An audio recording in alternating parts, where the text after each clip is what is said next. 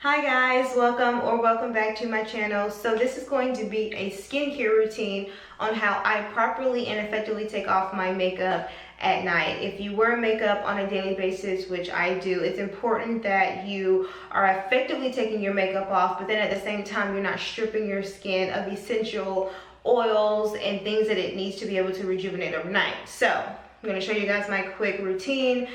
Just a disclaimer, all these products did come from Kroger. They're having an awesome beauty event where if you spend at least $15, you get $5 off. That's good on some hair care, skin care, and makeup. Take advantage of that. It does last until September the 18th.